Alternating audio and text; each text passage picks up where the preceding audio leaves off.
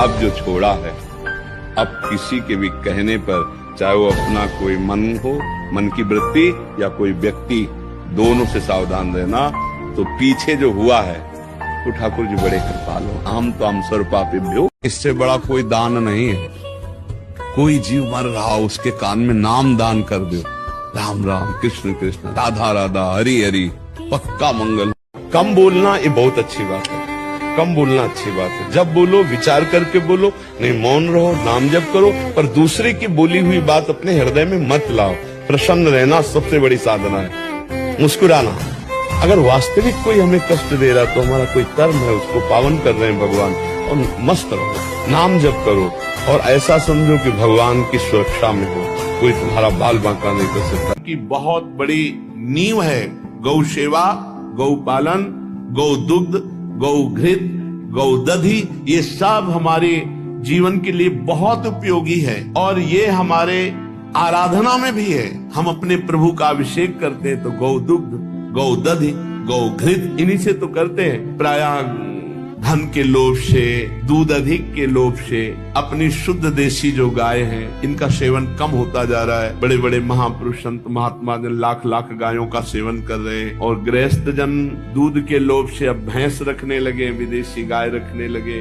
हमें लगता है कि पैसा मिल जाएगा लेकिन बुद्धि शुद्ध नहीं रहेगी। अगर अपने देशी गौ की सेवा करोगे तो उसके कंडा से जो रोटी बनेगी उससे बुद्धि शुद्ध होगी। जो गाय का दूध बहुत तेजस्वी होता है। गुरुदेव भगवान, आपकी तरह अखंड ब्रह्मचर्य का पालन कैसे किया जाए?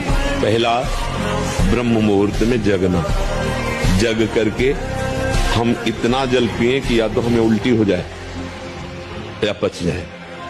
अगर उल्टी हो गई तो पचने से भी अच्छा हुआ, हमारे अंदर जो जहर बना, गंदे पदार्थ, वो निकल जाते हैं। ये ब्रह्मचर्य के लिए बहुत आवश्यक, वो शीतलता प्रदान करता है। ब्रह्म मुहूर्त में बिना कुल्ला किए, और इसके बाद थोड़ा टहलिए, वज्रासन में बैठ के फिर शौच जाइए, फिर स्नान कीजिए जरूरी, और फिर आधा घंटा व्यायाम कीजिए, कठोर व्यायाम जैसे दंड बैठक, ऐसे फिर आधा घंटा आसन कीजिए जो योगी का आसन है। फिर अपनी दिनचर्या में उतर जाए, विद्यार्थी तो विद्यार्थी।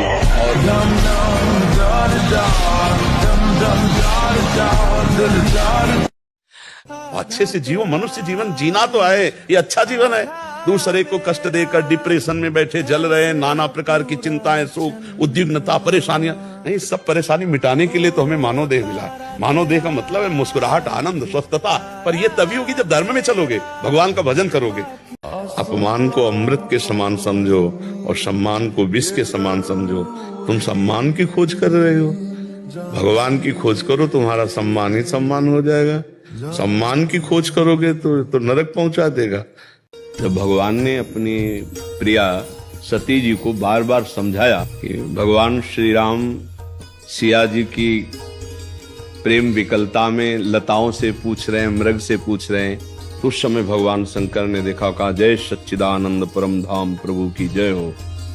तो सती जी के मन में आया कि अगर सच्चिदानंद है तो सच्चिदानंद त्रिका। शंकर ने देखा उनका तुम्हारे मन में बहुत संदेह है, संदेह मत करो, ये और परिणाम हाथ में नहीं। तब अब हुई है सोई जो राम रचिरा का। खूब आनंद लो, राधा राधा कर करके नाचो गाओ, देखो आनंद की वर्षा होती है। तुम घर में बोलोगे राधा राधा तो कोई भी भूत प्रेत पिशाच मारण मोहन वशीकरण उच्चाटन ग्रह नक्षत्र तुम्हारे घर में प्रतिकूलता नहीं पैदा कर सकता, क्योंकि राधा नाम का कीर्तन हो रहा है।